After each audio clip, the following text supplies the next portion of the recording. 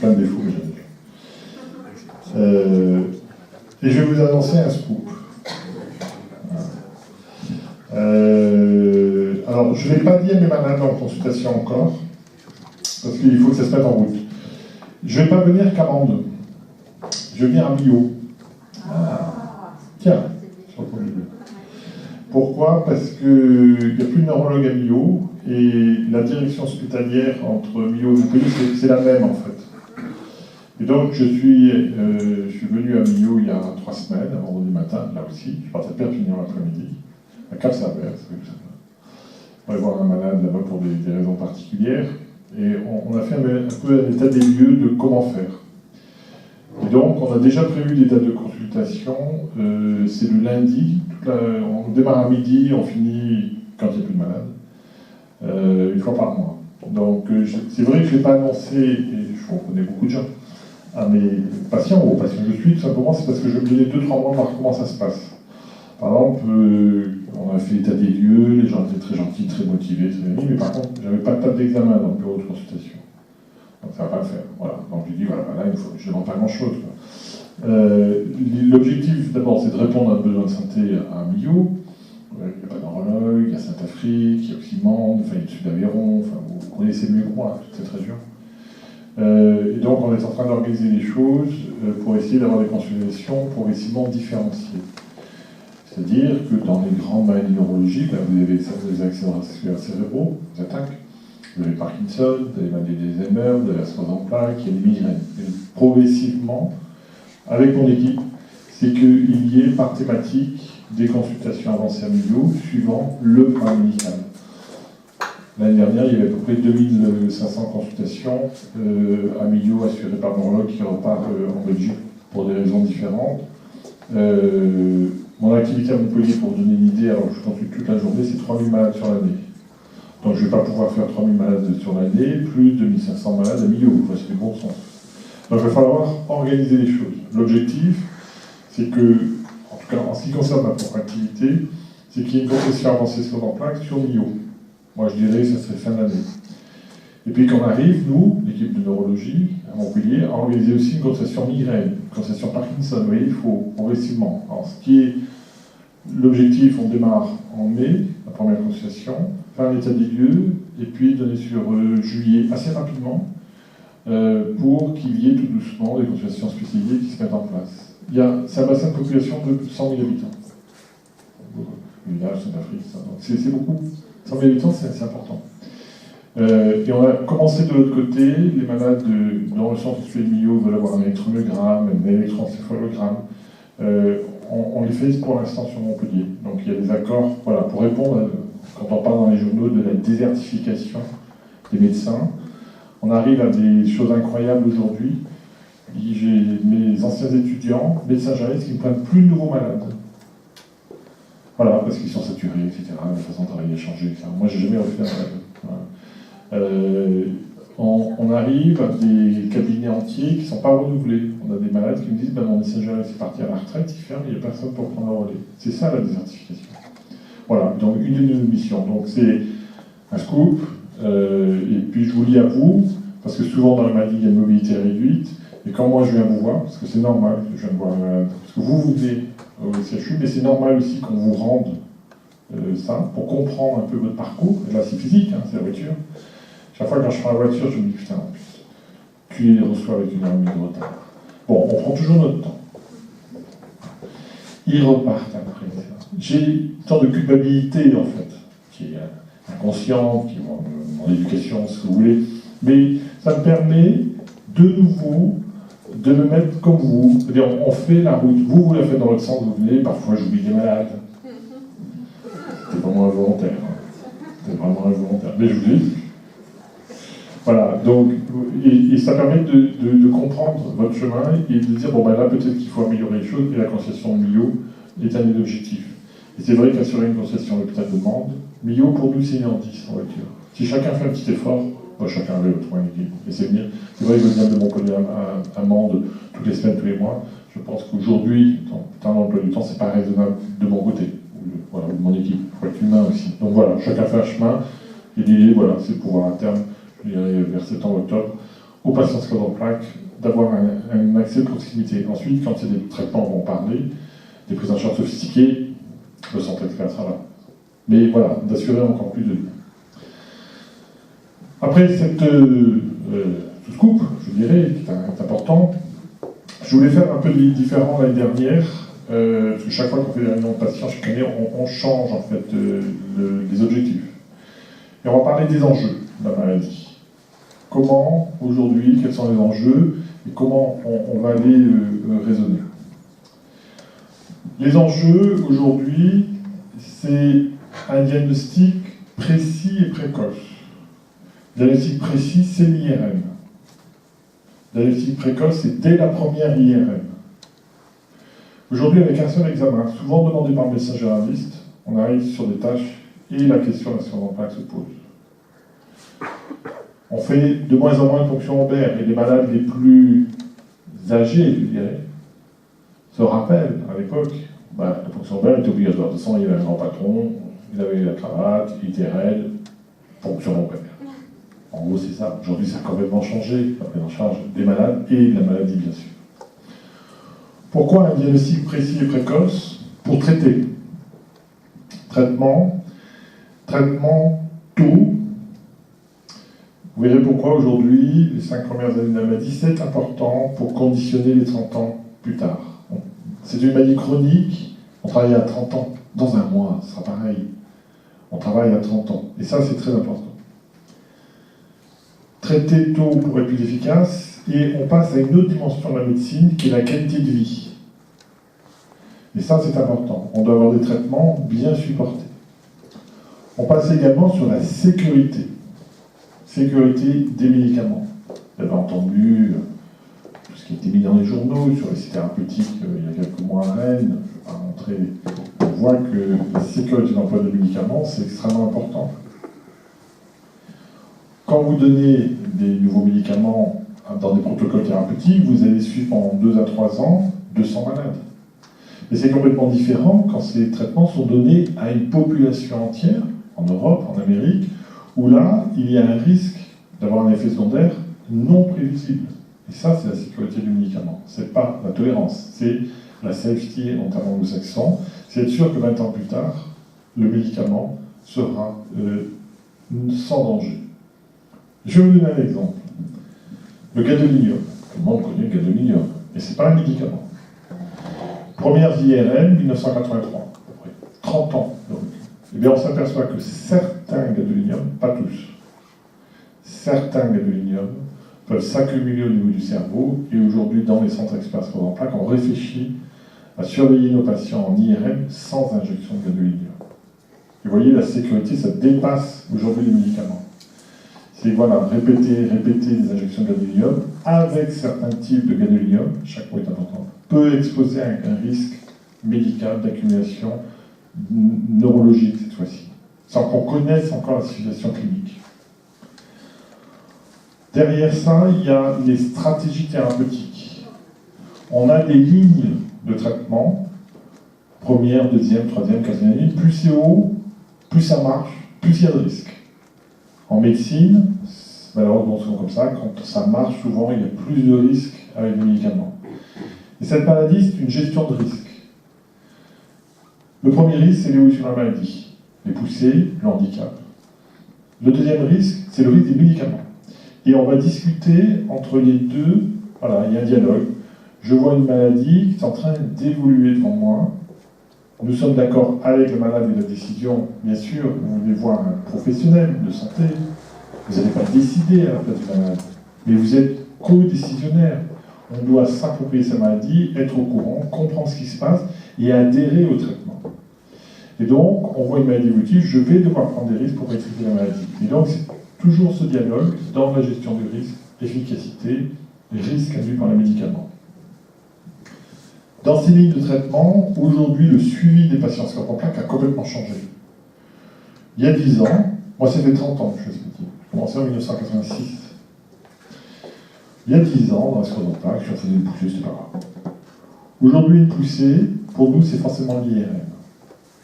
Et donc, l'efficacité des traitements va être évaluée sur une approche clinique, pas poussée, c'est l'angoisse du malade, et pas de modification de l'IRM. C'est cette double association qui permet d'estimer que la maladie est vraiment maîtrisée, pas poussée, pas de modification en IRM. À 10 ans, si on prend du recul, quand moi je me regarde derrière en 2006, 2007, et là je me projette à 2027, quels sont les grands enjeux de la maladie? La gestion du risque. Et ça, c'est vraiment un souci permanent. Quand vous avez des médicaments qui arrivent en phase de commercialisation, donc on les donne dans la vie quotidienne à nos patients, vous avez ce qu'on appelle des plans de gestion de risque, des PGR. Ce n'est pas des protocoles. Le malade, il a un médicament qui est homologué. Mais il va rentrer dans une base de données de surveillance du médicament. Et ça, c'est extrêmement important pour 10 ans plus tard, dire, ben voilà, ce médicament, il est sûr. Parce que 400 000 malades l'ont eu dans le monde, et 10 ans plus tard, il n'y a pas eu de pépin. Donc ça, c'est extrêmement important, c'est la gestion du risque, les plans de gestion de risque. Deuxième enjeu, les formes progressives. Aujourd'hui, on a des médicaments qui maîtrisent des formes à pousser, et s'attaquent. Ça, il y a des médicaments, pas toujours parfaits, on en reparlera, mais il y a des médicaments. Mais l'enjeu, dans 10 ans, c'est le handicap. Et l'enjeu, c'est la forme progressive. Moins de poussée, plus de jeunes à la marche. Comment arrêter ce processus? Il y a des essais de traitement. On a eu encore un industriel la semaine dernière qui nous a contacté pour un essai de nouvelles molécules. Donc, il y a des essais thérapeutiques. On verra quel traitement on peut donner, mais les formes progressives, c'est les plus difficiles aujourd'hui à traiter. Et si on se projette sur la maladie à 10 ans, l'enjeu de la maladie, c'est diminuer le risque de handicap, et notamment les formes progressives. Troisième enjeu de 10 ans, la médecine personnalisée. En fonction de tel malade, sur peut-être une IRM, sur peut-être ce qu'on appelle un PET scanner, sur peut-être une prise de sang, je vais vous dire, je vous conseille ce médicament précis parce que vous allez bien le supporter et ça va marcher chez vous. C'est ce qu'on appelle la médecine personnalisée.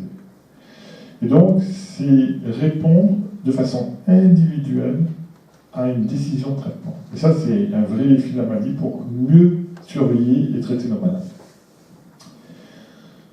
Dans cette philosophie, on est dans la science en plaque, dans la charge de vérification, et on est dans une question philosophique, transversale.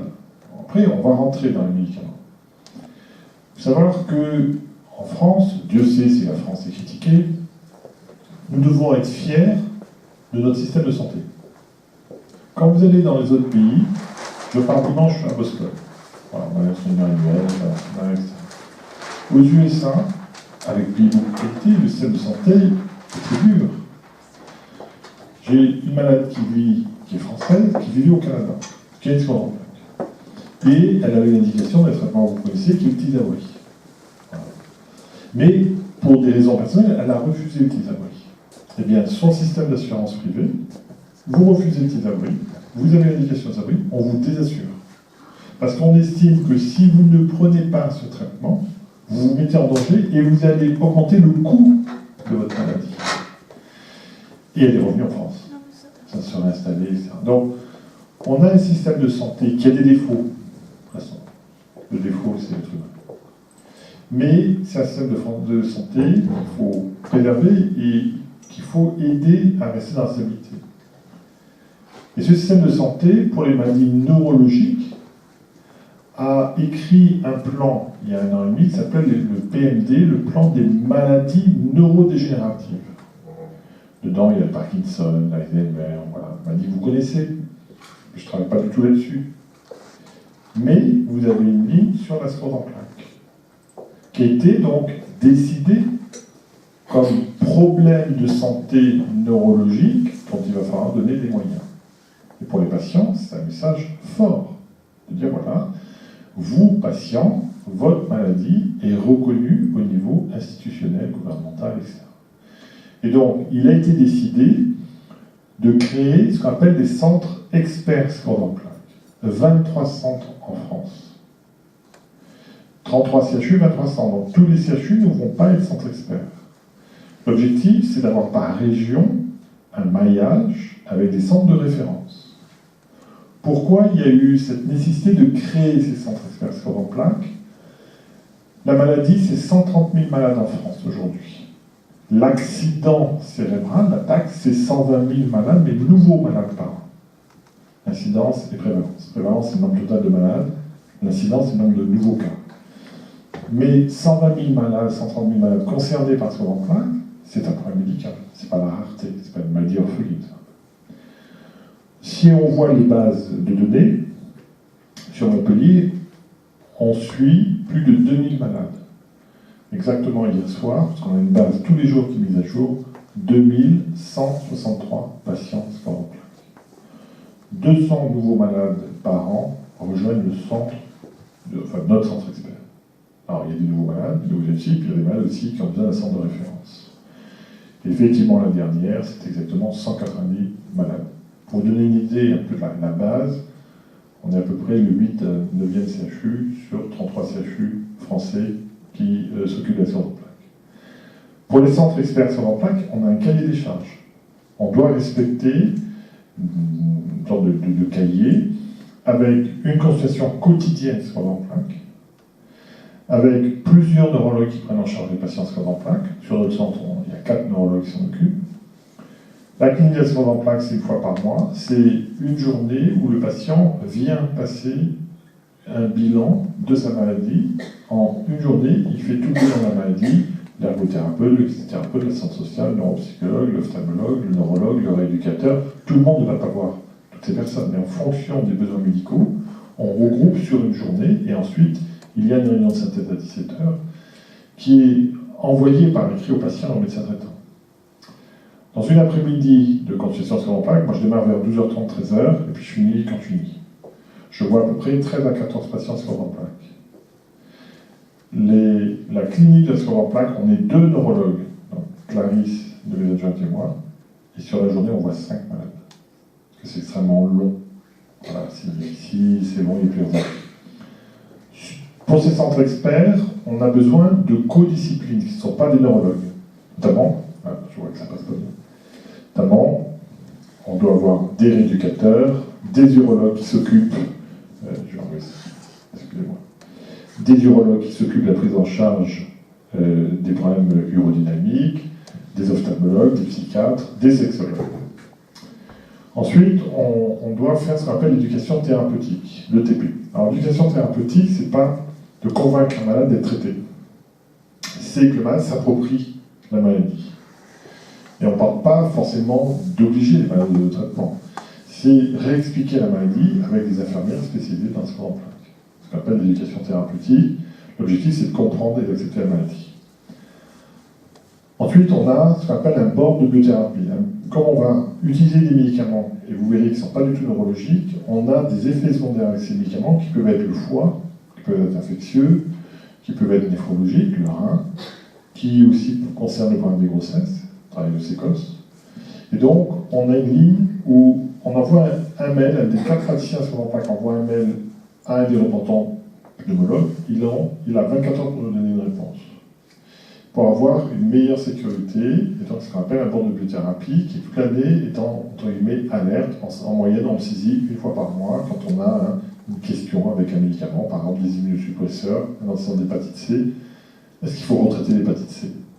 Et donc, on a 24 heures pour avoir une réponse. Ensuite, vous voyez parfois dans les lettres, un acronyme qui s'appelle EDMUS. EDMUS, c'est une base de données, c'est European Data Multiple Sclerosis, c'est une base de données qui est anonyme. Et ici, vous avez une représentation de ce que c'est. C'est une base informatique. Tous les patients du centre sont enregistrés sur la base informatique. Et sur une seule diapositive, on a tout le résumé de la maladie. Ici, c'est une maladie qui évolue depuis 2002. On est en 2017. C'est les traitements. C'est le niveau du handicap, ce qu'on appelle le score de CES. Ça nous permet, en un clic, d'avoir toute une photographie de la maladie depuis le début de la maladie. Ça nous permet également, quand on a des nouveautés thérapeutiques, des études de recherche, de demander à nos ingénieurs de recherche de sélectionner les patients qui seraient éligibles à une avancée de recherche. Je vous donne un exemple. Voilà, l'année dernière, un médicament qui s'appelle la Copaxone. Copaxone, c'est une injection tous les jours. On donne depuis 20 ans. Et en fait, l'année dernière est arrivée une nouvelle formulation de la Copaxone. C'est toujours la Copaxone, mais c'est 40 mg 3 fois par semaine. Donc au lieu d'avoir une piqûre tous les jours, c'est que 3 fois par semaine. Et donc, on a demandé à notre ingénieur de sortir tous nos patients sous Copaxone tous les jours, on les a appelés, en disant voilà, on a une possibilité, ce médicament n'est pas commercialisé, est-ce que vous accepteriez de passer à 3 fois par semaine?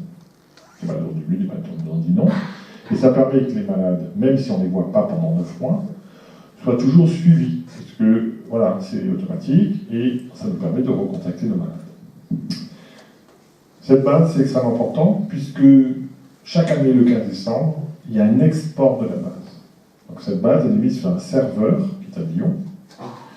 Les malades sont anonymisés puisqu'en fait, chaque patient dans le centre expert a son nom, son prénom et un numéro. Et quand la base sort du CHU, c'est que le numéro qui sort. On ne peut pas savoir le nom. Et ça permet de pouler tous les patients français. Sur 130 000 patients sclérose en plaques aujourd'hui, il y a 55 000 malades saisis dans la base. Donc il y a encore du travail. C'est-à-dire que la moitié des patients ne sont pas connus, peu connus, pas suivis dans le centre expert. Enfin voilà. Donc il y a encore beaucoup de travail. Vous voyez, on ne parle pas de médicaments. Il y a à mieux connaître la maladie. L'objectif des centres experts, c'est la gestion des risques, on en a parlé au début, la prise en charge régionale également. On a fait ce jour, c'est le dernier vendredi du mois, on l'a fait tout à l'heure à 12h30, où on va mettre en communication en fait par web, Carcassonne, Béziers, Narbonne, Perpignan, enfin, tous les centres avec qui on travaille, les neurones libéraux, et on va voir des dossiers qui posent des problèmes de diagnostic, de traitement. L'objectif, c'est que un malade qui habite Béziers, eh bien, à un moment donné, s'il y a une décision importante à prendre, il soit assuré que la décision a été prise de façon collégiale. Donc, en moyenne, par bassin de population, on a un neurologue qui prend en charge le patient sclérose en plaques. Carcassonne, voilà, on a identifié ça, on s'entend très bien. Et donc, du coup, ça permet que la décision soit la meilleure possible pour le patient. C'est le dernier vendredi du mois. Ensuite, dans le cahier des charges, on doit répondre à la question de la recherche. Recherche thérapeutique.